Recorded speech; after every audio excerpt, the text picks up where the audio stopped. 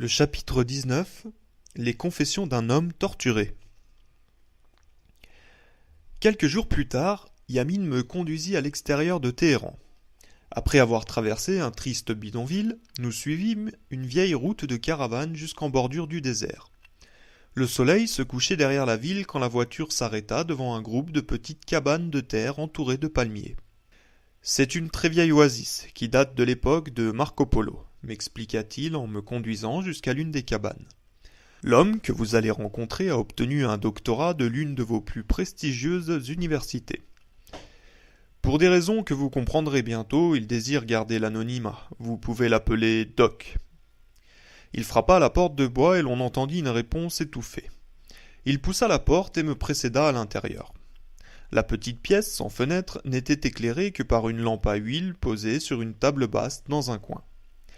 Quand mes yeux se furent habitués à l'obscurité, je vis que le sol de terre était recouvert de tapis perses. La silhouette d'un homme émergea alors de l'ombre. Il était assis devant la lampe, mais je ne pouvais distinguer ses traits. Je voyais seulement qu'il était enveloppé dans des couvertures et avait aussi la tête entourée. Il était dans un fauteuil roulant, seul autre meuble présent dans la pièce. Yamin me fit signe de m'asseoir sur un tapis. Il alla embrasser l'homme gentiment, lui murmura quelques mots à l'oreille, puis vint s'asseoir près de moi. « Je vous ai parlé de M. Perkins, dit-il. Nous sommes tous les deux très honorés de vous rendre visite aujourd'hui, monsieur. »« Monsieur Perkins, vous êtes le bienvenu. » Il avait parlé d'une voix grave et rauque, presque sans accent. Je me penchai vers lui pour l'entendre me dire « Vous êtes en présence d'un homme brisé. Je ne l'ai pas toujours été. J'ai déjà été fort comme vous. J'étais un proche conseiller du chat. » Après une longue pause, il poursuivit. « Le chat des chats, le roi des rois. » Il y avait plus de tristesse que de colère dans sa voix. « J'ai connu personnellement plusieurs hommes d'État. Eisenhower, Nixon, De Gaulle. Ils comptaient sur moi pour amener ce pays dans le camp capitaliste. Le chat avait confiance en moi. » Il fut secoué d'un petit rire qui ressemblait à une toux. J'avais également confiance en lui. Je croyais à ses discours. J'étais convaincu que l'Iran tiendrait les promesses de la Perse et ferait entrer les musulmans dans une ère nouvelle. Cela semblait être notre destin. Celui du chat, le mien, et celui de tous ceux qui y tenaient cette mission pour leur raison d'être. Les couvertures bougèrent tandis que le fauteuil roulant se tournait légèrement en produisant un crissement. Je pus ainsi voir l'homme de profil avec sa barbe hirsute et une ligne plate à la place du nez. Je frissonnai en réprimant un cri d'horreur. « Ce n'est pas très joli, n'est-ce pas, monsieur Perkins ? Dommage que vous ne puissiez me voir en pleine lumière. C'est vraiment grotesque. » Il eut encore un petit rire étouffé. « Vous comprendrez facilement que je doive garder l'anonymat. Vous pourriez sûrement découvrir mon identité si vous essayez. Mais vous apprendriez alors que je suis mort. Officiellement, je n'existe plus. Mais je sais que vous ne le ferez pas. Il est préférable pour vous et votre famille de ne pas savoir qui je suis.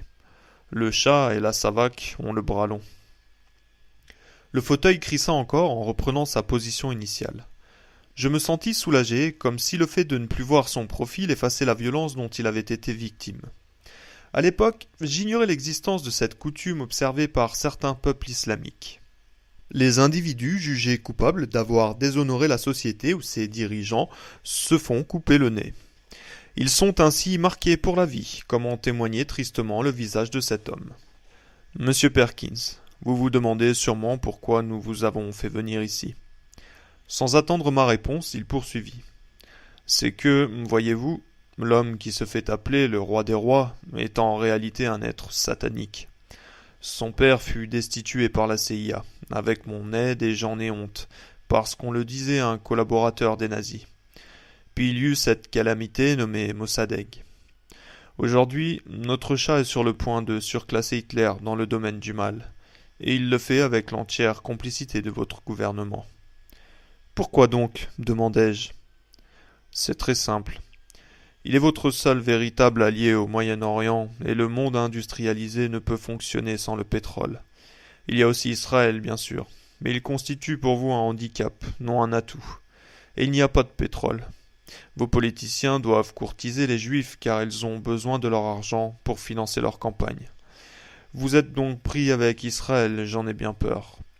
Cependant, l'Iran vous apporte la solution. Vos compagnies pétrolières, qui sont plus puissantes encore que les Juifs, ont besoin de nous. Vous avez besoin du Shah, ou du moins vous le croyez, tout comme vous avez cru avoir besoin des dirigeants corrompus du Vietnam du Sud. Voulez-vous dire que l'Iran est l'équivalent du Vietnam? Potentiellement bien pire. Voyez-vous, le Shah ne pourra plus durer très longtemps. Le monde musulman le déteste, pas seulement les Arabes, mais tous les musulmans, ceux d'Indonésie comme ceux des États-Unis, mais surtout ceux d'ici, son propre peuple, les Perses. J'entendis un petit choc sourd et je me rendis compte qu'il avait frappé le bas de son fauteuil. Il est diabolique. Nous, les Perses, nous le détestons. Un silence suivit ces paroles. Je n'entendais plus que sa lourde respiration, comme si sa colère l'avait épuisé. Doc est très proche des mollahs, me dit calmement